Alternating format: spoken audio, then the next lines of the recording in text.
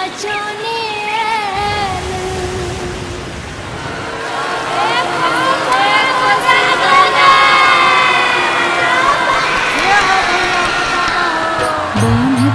कुछ हमें कोसी प्रलय मचाने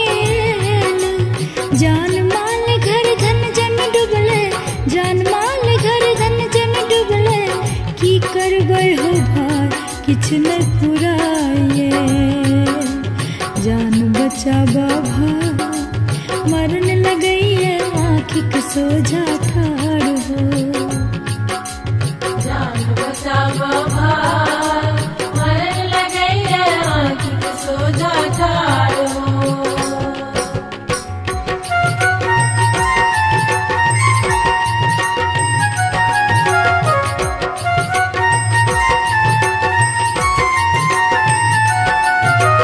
बेटा घर ने कियो परिजन घर घर डूबल जाए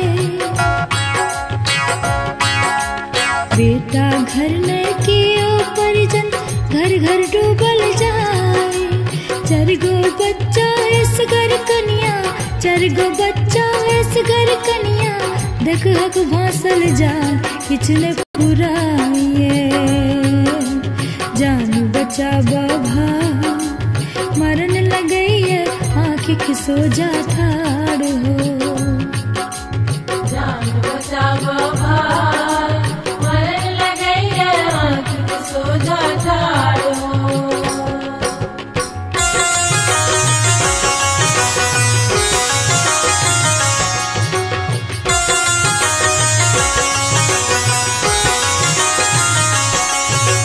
जिमरे देखियो तेमरे लागे कोसी छै विकराल जिमरे देखियो तेमरे लागे कोसी छै विकराल गाम गाम में कतुक समा गेल गाम गाम में कतुक समा गेल कोसी का कालक गाल किछु नै फुराए जान बचाबा भार मरन लगैए आँखिक सोझा ठाड़ हो जान बचाबा भार मरन लगैए आँखिक सोझा ठाड़ हो।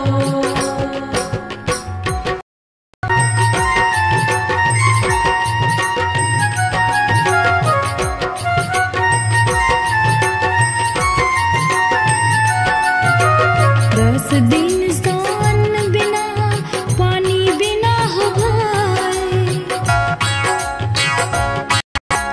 10 दिन सान बिना पानी बिना हो भाई हथड़ी बैसल कंठ सटैये हथड़ी बैसल कंठ सटैये जान न बाजत आय किछ न फुराए जान बचाबा भार मरन लगैए आँखिक सोझा ठाड़ हो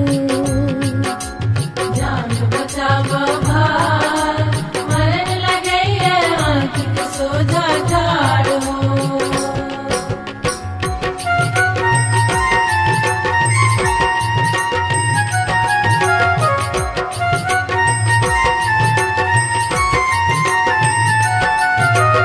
जो बाँचब तो कोनाक जियब गामक गाम बिरान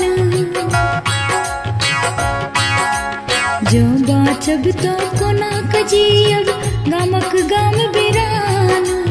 सगरो घोर अकाल मृत्यु सो सगरो घोर अकाल मृत्यु सो घर घर सुन मसान किछ न फुराए जान बचाबा भार मरन लगैए आँखिक सोझा ठाड़ हो।